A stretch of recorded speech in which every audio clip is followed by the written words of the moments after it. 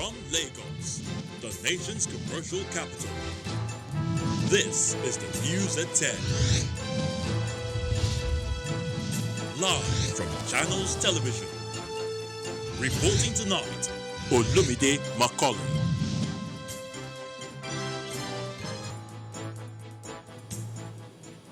Hello and welcome. Tonight, drama in National Assembly as lawmakers trade words with Minister of State for Labour and Employment over planned employment of 774,000 Nigerians. President Muhammadu Buhari flags off construction of 614-kilometre Ajaokuta-Kaduna-Kanu gas pipeline project to boost domestic gas utilization. Stakeholders in Nigeria's political circle hold town hall meeting on fixing country's electoral process and conduct of future elections. Ondo State Governor Rotimi Akeredolu tests positive for COVID-19, says is asymptomatic as he begins immediate self-isolation. And Beijing passes wide-reaching national security law for Hong Kong. As fears grow, the new law may further erode civil and political freedom. Plus, business and news from Abuja, the FCT, and later from our studios in London. On business news tonight, federal government makes changes on how marginal oil fields are allocated to avoid legal problems experienced in previous bidding round. On sports news tonight, the Confederation of African Football moves the 2021 Africa Cup of Nations in Cameroon to January 2022 in response to the COVID-19 pandemic. And from Abuja, federal government moves to recover backlog of unremitted revenues accruing to it through stamp duty in the last 6 years. Says it will be next to all revenue.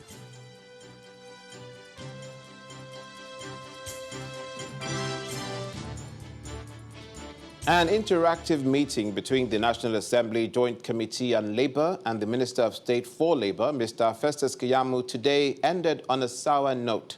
Members of the committee engaged in a shouting match with Mr. Keyamo and thereafter walked him out of the hall.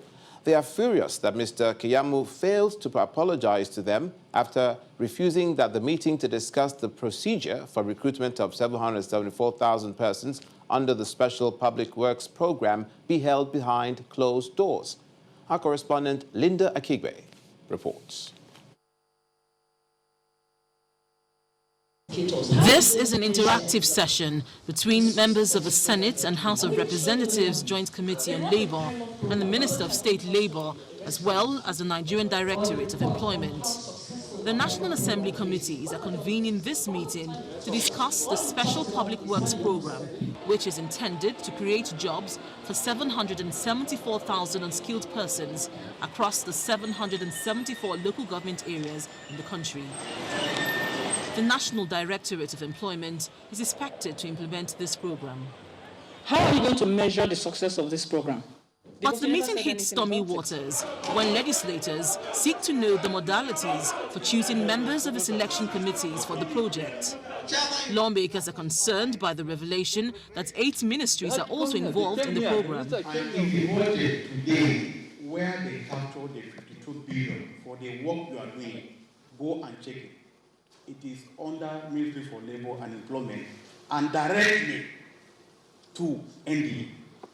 If Mr. President wants 8 ministries to handle this, he will have divided it 1 billion or 500 million to all the ministries. We are not saying 8 ministries are supervising this project. We said by the directive of Mr. President, in order to plan for it, 8 ministries came together and brought recommendations which I accepted. Tensions begin to rise as committee members accuse Mr. Keyamo of hijacking the program from the NDE and alleging lopsidedness of the entire program. So what are your key performance indicators? How are you going to measure the success of this program? Because you never said anything about it. And you are the one executing and doing everything. How do we now know that that money is going to be utilized properly? The drama intensifies when committee members call for the meeting to continue behind closed doors. But the minister refuses, which further infuriates them. So please, I want to request that we should have executive session. Leader, executive session. Executive session. I please respectfully, and I say this respectfully, say this, that I will want the cameras to hear. It's a matter of public interest. Okay, no problem. I allow the cameras to go out. Okay, I want the cameras to go out. Okay. I will not talk. I will not speak.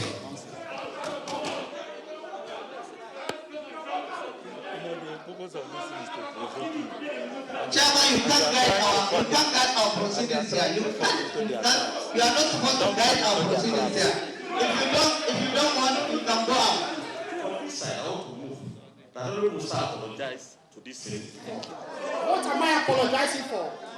I am apologizing. You said I should apologize for saying that we should do our hearing before the Nigerian people, for insisting that we should do the hearing before the Nigerian people.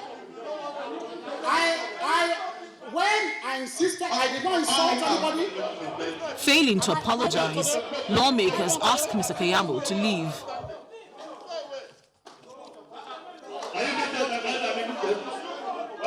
If you allow me to go, I'll go. You cannot say something and disallow me the opportunity to respond. It's wrong. It's wrong. I must respond to what you say. If you don't want me to respond and you discharge me, I will go. If you discharge me, I'm here by the authority. I'm here out of respect. But if you don't want me to continue, I will go.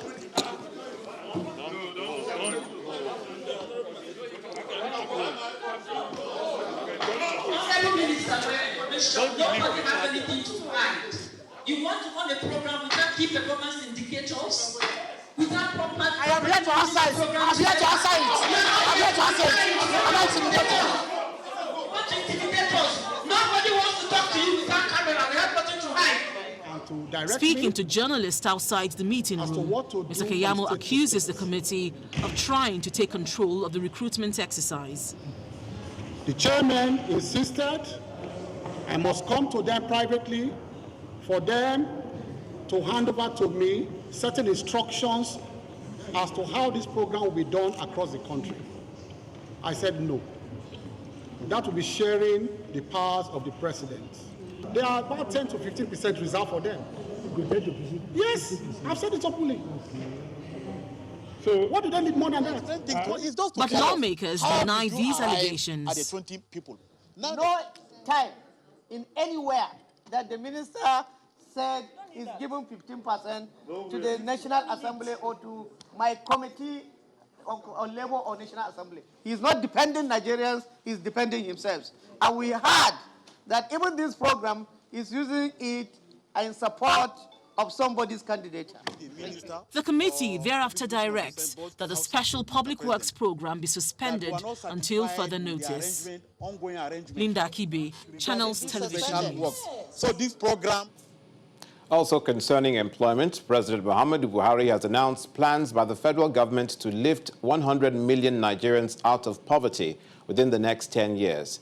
He was speaking today in a video message to a high-level meeting of the UN General Assembly, which featured the launch of the Alliance for Poverty Eradication, an initiative aimed at supporting actions to eradicate poverty. The president expressed his administration's determination to do more, including massive investment in education, especially of the girl child. Nigeria attaches great importance to poverty eradication. It is for this reason that in May 2019, on my inauguration for a second term in office, our government committed itself to starting a new program of lifting 100 million Nigerians out of poverty within a 10-year period. In Nigeria, as in many other countries, the domestic supply chains and trading corridors have come under enormous strain.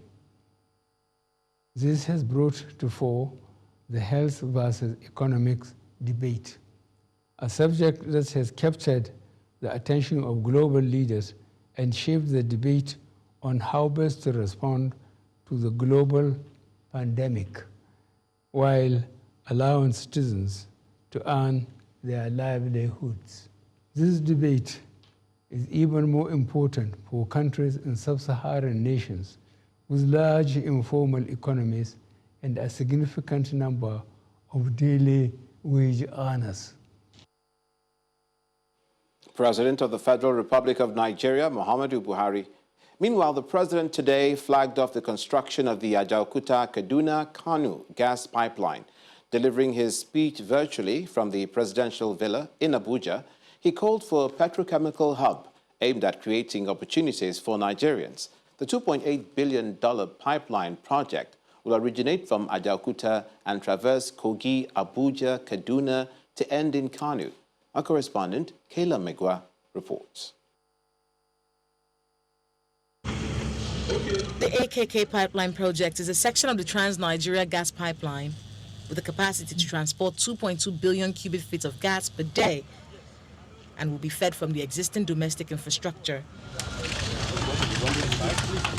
Flagging off the project from the council chamber of the presidential villa in Abuja, President Muhammadu Buhari throws a challenge to the private sector, urging the governors of the states where the pipeline will pass to create an enabling environment for the success of the project. I challenge our private sector to lead the change in maximizing our gas resources to create a petrochemical hub that will resurrect not only our manufacturing capacity but place us squarely on the path to increase self-sufficiency. As the world evolves, we owe our people the responsibility to prepare them for what the future holds. This flag-off ceremony is a culmination of more than a decade of negotiations which will integrate the northern part of the country with the southern part. This creates more opportunities, gas-based industries, agricultural industry, fertilizer plants, and so many other moribund industries which could not function because of the absence of captive power. This project will deliver this, Your Excellency. EPC contract of this 614 kilometers pipeline, valued at $2.5 billion, will deliver this, Excellency, and will provide the enabling connectivity of our resources so that ultimately, Your Excellency, the objective of delivering gas to the domestic market will work. Operating since 1995, Allserve Limited, an indigenous leading provider of integrated engineering services within Nigeria's oil and gas sector, is one of the contractors handling Lot 1 of the project. First of all, I'll give thanks to the President of Nigeria, President Muhammadu Buhari. Clearly, he has been at the forefront of driving progress in the oil and gas industry. When he came to power in 2015, he made this a cardinal project. This project has been on the drawing board since 2008, 2009. He made it happen. What he shows clearly is the dedication he has to development of local content and local capacity. Allserve is an example of that, and Allserve shows clearly that the government means what they say. We have been operating before the local content law came into being, but we have also continued to build capacity, including building capacity beyond Allserve by empowering other contractors to grow. So we constitute a team with the federal government in this regard. We will crank up our employment by more than 1,000, and a major part of this 1,000 will be indigenes of the areas where we pass. We have a clear program to develop the areas where we build pipelines. The Buhari administration wants Nigerians to know that this is not just another white elephant project. Citizens are to expect energy security, industrial development, and significant boost in the nation's agricultural sector in 24 months. Kayla Megwa, Channels Television News. Staying with the president, he's also asked members of the Presidential Economic Advisory Council to do more to help the country exit its very terrible state of development. He made the call while appreciating the outstanding support and guidance provided by PEAC, describing it as tutorial. A statement from the President's Special Advisor on Media and Publicity, Mr. Garba Shehu, confirms that President Buhari was speaking in Abuja during a virtual meeting with members of the committee. The committee, led by its chairman, Professor Doyin Salami, commended the administration for implementing several of its recommendations, despite presenting the government with a number of tough choices. In part two, after the break, Ondo State Governor Rotimi Akeredolu tests positive for COVID-19, says he's asymptomatic as he begins immediate self-isolation.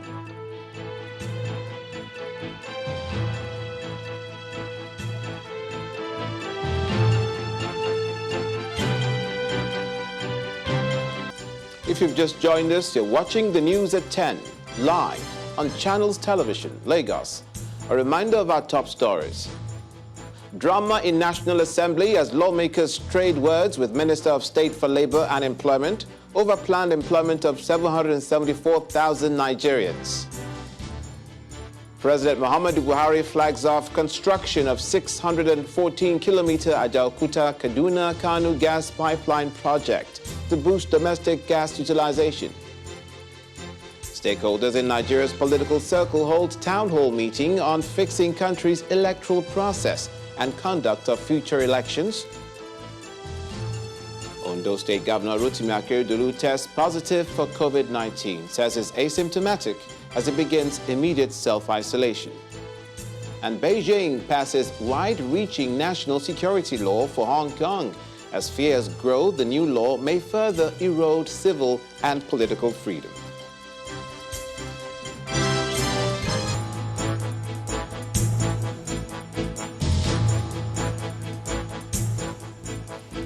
Our website, channelstv.com, has more information on our top stories and others. Subscribe and watch Channels Television's live stream on YouTube and other social media platforms using your mobile device browser, or download the Channels TV app for Android and iOS devices from their respective stores. You can also watch us via your smart TV platforms on Apple TV, Android TV, Fire TV, and Roku. The Senate President Ahmed Lawan says the presidency is on board with the National Assembly's decision to halt the hike of electricity tariff from July the 1st. Now, according to Senator Lawan, the timing is poor considering the impact of COVID-19 on the economy and the fact that proper metering has not been achieved across the country. He spoke to State House correspondents after a closed-door meeting he and the Speaker of the House of Representatives had with the Vice President at the presidential villa in Abuja. The National Assembly leadership had earlier met with President Muhammadu Buhari on the same matter. We are sure that that announcement of the increase in electricity tariff in Nigeria is untimely, and we believe that we need to do more work to ensure that before any increase, there must be some measures, some steps, and some line of actions that must be exhausted, including the metering. And this is a welcome idea to the Vice President as well. This is when they provide services, efficient and effective services to consumers, that they can make money. But in the process, as a government, we too must ensure that we discharge our obligations as provided for in the share purchase agreement signed. And once we're able to achieve that, we would have a better situation in the power sector in Nigeria. It's doable. It has happened elsewhere.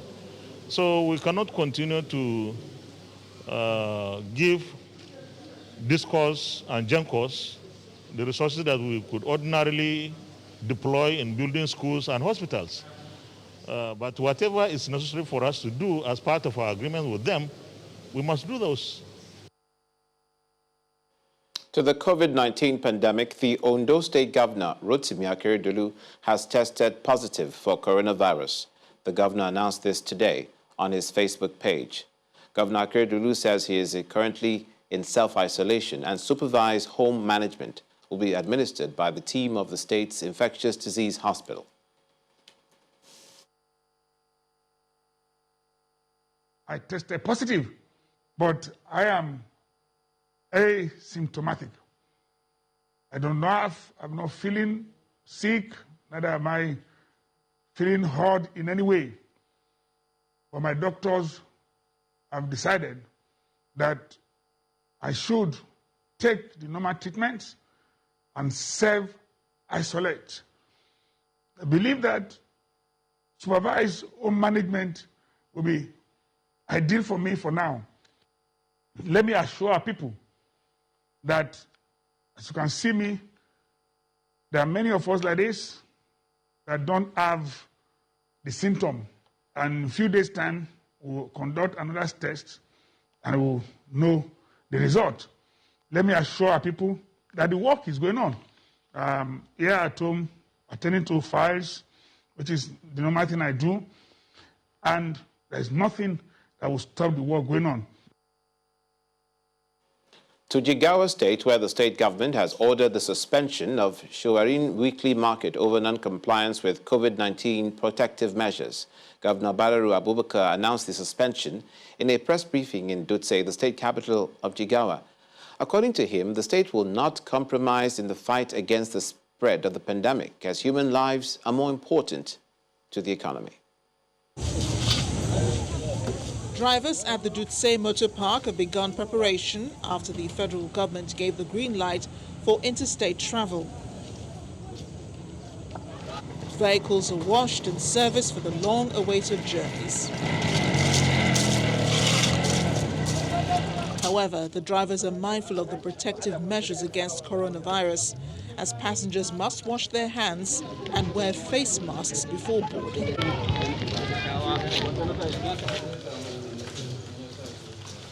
The directive by the federal government does not contradict the state authorities, as the Jigawa state governor has since ordered the opening of the state borders with neighboring states. The last briefing, we suspended the interstate movement prevention in our state, and we have lifted the borders open in Jigawa state. So that has already been done by Jigawa state. And on the issue of the students that are graduating, we will analyze the protocol and we will adhere to the presidential directives and do same. As the Jigawa state government steps up its fight against the dreaded COVID-19, hope is that people in the state will sustain the preventive measures.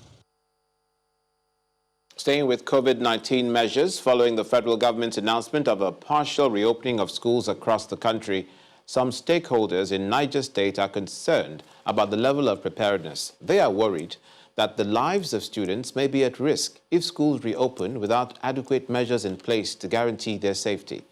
At a one-day intersectoral meeting to discuss the possibility of reopening schools in the state, the stakeholders drawn from various sectors identify poor infrastructure, especially in public schools, as a major challenge. Meanwhile, in the northeast Gombe, state authorities say 350 persons infected with coronavirus have been treated and discharged, while 19 deaths have been recorded in the state. The chairman of the task force, Professor Idris Mohammed, says 134 active cases are currently on admission at various isolation centers across the state. He adds that the committee is already conducting contact tracing around communities to identify those who had contact with people who tested positive and convey them to isolation centers. And here in Lagos, the private sector-led coalition against COVID-19, CACOVID, have donated 150-bed fully equipped isolation facility with medical equipment to the state government. In the wake of the COVID-19 pandemic, CACOVID has been mobilizing resources to support emergency responses, which include building of isolation centers across the country. The Lagos Isolation Center is the 32nd of such to be built by CACOVID in Nigeria. Just a few weeks back, on this ground, at this venue, what we had here were mere bare bones and the brains who agreed to build the future. Weeks after, and on this occasion, a brand new state-of-the-art isolation center is up and ready to run.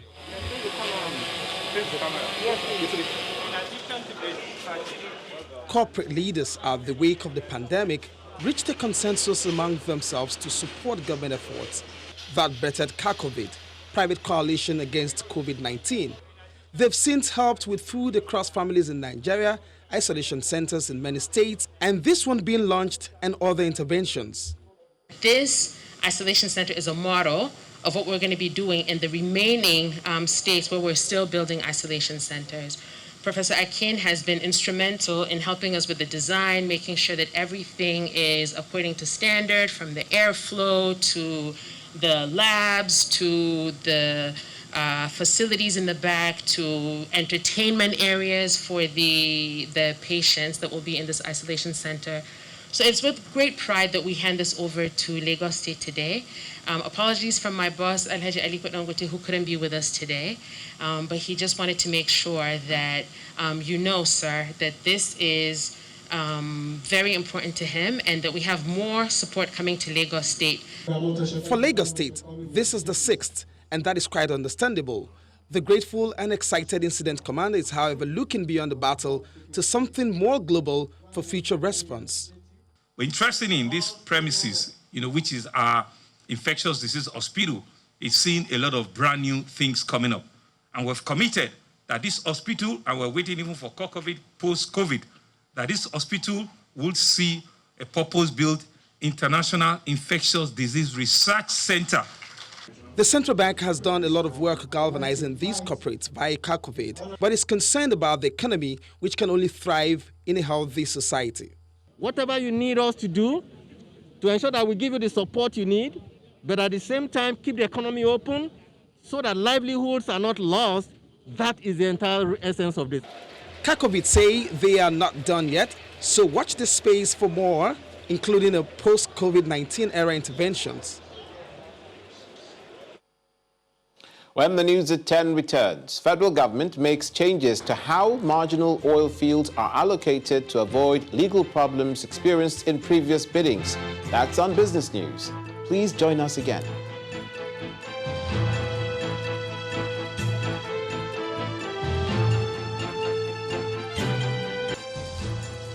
And now for more stories, we join Ibrahim Adra in Abuja.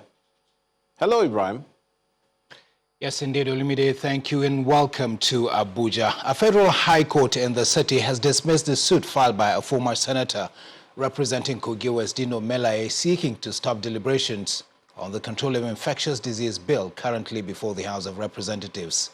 Delivering judgment on the suit, Justice Ijeoma Ojukwu dismissed the suit on the ground that the court cannot interfere in the legislative proceedings of an arm of government. The court further held that the Infectious Disease Bill remains a bill which does not confer any right and obligation on Senator Melaye or any other Nigerian, as it is yet to become an act of the National Assembly. Mr. Melaye went to court to challenge the document on the ground that some of the clauses infringe on his fundamental rights. Meanwhile, a former national chairman of the All Progressives Congress, Comrade Adams Oshomole, has withdrawn his suit at the Court of Appeal, challenging his suspension from the party. At the resumed hearing today, Mr. Oshomole's lawyer told the court of his client's decision to withdraw the suit, which originally sought a stay of execution on the judgment of the court affirming his suspension. Consequently, the three-man panel of the appeal court, presided over by Justice Uchechukwu Onyemenam, dismissed the appeal. The withdrawal of the suit follows a decision of the APC National Working Committee asking all litigants to suspend all legal matters being pursued by members. Now, the House of Representatives Committee on Implementation of Pay-As-You-Go tariff plan is asking cable TV service provider MultiChoice to reverse its hike in prices of subscription. The committee stated this during a meeting with the Minister of Information, whom they urged to direct the cable service provider to ensure reversal and revert to the old prices. MultiChoice had announced an increase in subscription, which commenced on June the 1st. The increase, according to the company, is a reflection of the new tax regime of the federal government, which increased value-added tax from 5 to 7.5%. The federal government is targeting ambitious receipts of 1 trillion naira annually from stamp duties. According to the Secretary to the Government of the Federation, the revenue generated from stamp duties is to cushion the over 5 trillion naira deficit in the 2020 budget and mitigate the impact of the COVID-19 pandemic on the economy. Mr. Boss Mustafa, who was speaking at the inauguration of a task force committee on the recovery of stamp duties in Abuja, explained that the nation needs an aggressive tax system. The realities in the global economy has left policymakers in Nigeria thinking of how to generate revenue to build infrastructure and revamp the economy against the impact of the COVID-19 pandemic. The situation is not any different in the country, as one of the components of the recently passed 2019 Finance Bill mandates the Federal Inland Revenue Service to collect stamp duties of 50 naira and electronic payment above 10,000 naira as against payment above 1,000 naira. This in a bid to shore up the nation's revenue base. At the launch of the Interministerial Committee for the Audit of Stamp Duties, government officials remind key revenue agencies of the need to become aggressive on tax matters. There is assurance that the collection from stamp duty will be second to oil revenue, as it has the potential to yield up to 1 trillion naira revenue annually if properly harnessed. One after the other, representatives of professional bodies and lawmakers reel out statistics of how much the nation has lost over non-collection of stamp duties. As most businesses are consummated virtually nowadays, there is the need to capture these transactions in the country's tax net. There are so many businesses that are not captured. There are so many people who are supposed to pay taxes today who are not in the net. Let's expand and ensure that we have many more Nigerians who are supposed to pay taxes in the net. The chairman of the Federal Inland Revenue Service speaks of how over 66 million naira was remitted to the Federation accounts between January to June 2020. Collection from deposit money banks and stamp duties from the Corporate Affairs Commission, according to him, stood at 20 billion naira and 7.9 billion naira respectively. The dependence of postage stamp for denoting stamp duty is one of the factors accounting for low collection of performance in the past. The introduction of stamp duties at the excise stamp will, among others, plug the revenue leakages, enable proper accountability and transparency, simplify administration of stamp duties, and reduce dispute. New revenue generation drive is the key word here. Hopefully, this is expected to translate into better infrastructure and improved standard of living for all Nigerians. Over 300% increase in profit. That's what the board and management of MPF Microfinance Bank PLC posted in the audited financial statements for 2019. This is among other results that showed strong performance by the bank and presented to shareholders at the 26th Annual General Meeting in Lagos. The board attributed the performance to the tenacity of its management team and staff. The annual general meeting of NPF Microfinance Bank is conveyed in compliance with the guidelines aimed at curbing the spread of COVID-19. Now I want to go to page 5 of the annual report, which has the notice of meeting. The meeting entails the receipt and deliberations on the company's financial statements and reports for 2019. The highlights indicate an impressive performance by the bank across all indicators, with profit after tax improved remarkably by over 306% compared to the previous year. The whole thing comes up as as a result of a strategic plan that has been put in place. And we even expected, to make more profit because of the projections we were making in the 3-year strategic plan since I became the chairman. We have had 3-year strategic plan in growing the bank, because when I came in, we had about 13 branches. Now we have about 37 branches. Despite the impressive results, the management is not complacent, notwithstanding the COVID-19. With the choice of our risk and having specifically focused on SME and micro businesses, we are quite confident that we will still report a good result in spite of COVID-19 challenges. More so for shareholders, the dividend is worth taking home. They are coming to pay 20 kobo. The bank have done very well. Last year was 5 kobo. They can show about 400% increase, on the payout, So excellent. The bank is marching forward. Despite the threat to growth, the bank says it will take advantage of opportunities presented in the financial year in order to sustain earnings and profitability, as well as building strong value-added relationships with its customers and shareholders. And that's all from the nation's capital. More reports in our Lagos studios with Olumide. Thank you, Ibrahim. Now to politics. One of the ways elections can be effectively managed in Nigeria is for technology to be deployed. This is according to the chairman of the Independent National Electoral Commission, INEC, Professor Mahmoud Yakubu, who was a guest on a town hall program on fixing Nigeria's elections organized by the Youth Institute for Advocacy, Growth and Advancement. He believes it will make the management of elections more transparent. Attitudinal change, but unfortunately you cannot bring that about by legislation. You cannot legislate attitudinal change. And for as long as the attitude remains, irrespective of what laws we introduce, people will find ways of circumventing these laws. I would like a situation where we are consolidating on the gains of the past and incrementally improving our democracy. But what it means is that with every election, we have to introduce something new, like a joker. So that cat and mouse has continued, and so we are perpetually experimenting instead of consolidating for the reason that other panelists have mentioned. So I hope we'll start early, because we're not going to reinvent the wheel.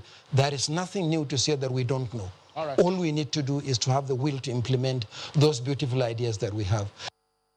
The former Deputy President of the Senate, Mr. Eke Ekweremadu, the Minister of State for Labor, Mr. Festus Keyamo, a legal practitioner, Mr. Michael Zekome, as well as the National Chairman of Action Democratic Party, Sani Yabagi, highlight the problems associated with elections in Nigeria and believe a lot can be achieved if politicians play according to the rules. I think the greatest problem is the implementation of the laws. We have sufficient laws regarding our election and election management. Going back to history, you will recall that the last major election we had before the Civil War was in 1964. And then thereafter, 2 years later, we had the coup, and then there was Civil War.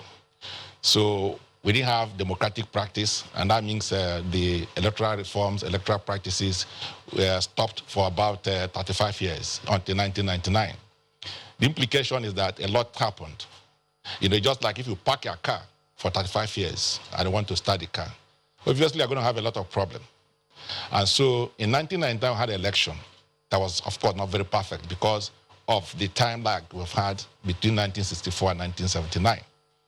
And thereafter, we also had disrupted elections and democratic practices up to 1999 when all this started. And so even after 1999, you'll recall too that it took nearly about 11 years, up to 2010, where we had the first major electoral reforms, both in the Constitution and Electoral Act, for which I also was superintendent. So in that year, we laid a proper foundation for making sure that both INEC, the judiciary, and the National Assembly, which are the major institutions of democracy, got their independence. And of course, you know, the electoral process is mad when people cannot vote in an atmosphere that is devoid of violence. And so it does affect the credibility of elections. What can we say but to say that the law enforcement agencies should, of course, do their jobs? Because this has been with us since 1960, and we keep talking about it over and over and over again, and it's not going away tomorrow. There are situations where the law enforcement agencies are also compromised by ruling parties over the years, because you have a situation where the head of agencies, security agencies, are appointed by the government in power. So it is not a question of today or yesterday, it has always been with us.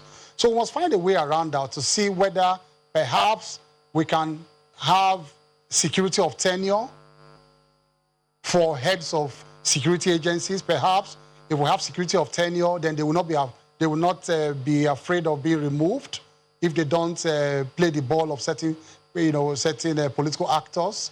So if we have security of tenure, perhaps it can help. I think Nigeria is not practicing democracy. I'm sorry to say that. We are practicing elections. That's what we are doing. After one election, we are looking forward to another. What is happening in all the two major political parties today is already a fight over 2023. So when a governor, for example, is elected, it takes time to just work for the first year. From the second year, he's already campaigning. That's why electoral officers, the chairman, they have the shortest reign in Nigeria. The Town Hall on Nigeria Elections is an initiative of Yaga and its partners in collaboration with Channels Television. It's time for business news now. Here's Anne Wanwado.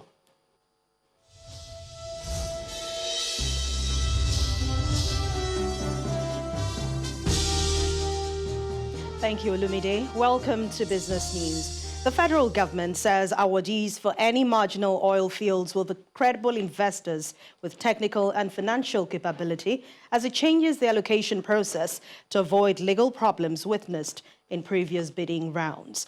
The director of the Department for Petroleum Resources, Awalu Sarki, adds that awardees cannot transfer more than 49% interest to another party post-award as part of the conditions. He also says the new process allows the petroleum minister to withdraw the interest of a party that fails to meet its obligations in terms of joint awardees. Mr. Atedo Bitterside has resigned as the chairman of Cadbury Nigeria PLC. That's after 10 years at the helm of affairs. In his resignation letter addressed to the directors of the company on Monday, Mr. Bitterside says his departure will enable the company inject a new independent director into the fold as he moves on to other challenges. Mr. Bitterside, who is the founder of Stanbic IBTC Bank, was named non-executive chairman of Cadbury in 2010. Let's head to the local equities market. It has ended the waiting game in the month of June on a negative note, reversing gains recorded on Monday, as well as the all-share index dropping by 1.53%. We'll see how tomorrow goes, but it's not all red in the U.S. today, as stocks climbed on the final day of the best quarter since 1988. As investors assessed another or better than estimated economic data amid concerns over new coronavirus cases. Let's see the closing numbers for major markets today.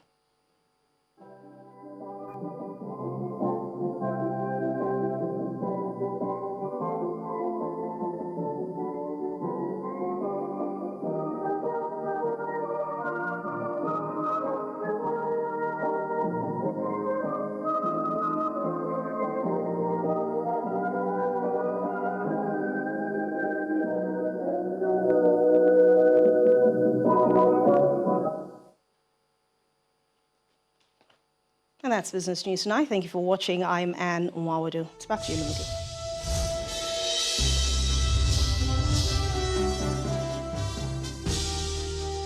Thank you, Anne. Still ahead on the news at 10. Beijing passes wide-reaching national security law for Hong Kong. As fears grow, the new law may further erode civil and political freedom. Plus, more stories from our London studio with Around the World in 5. Please stay with us.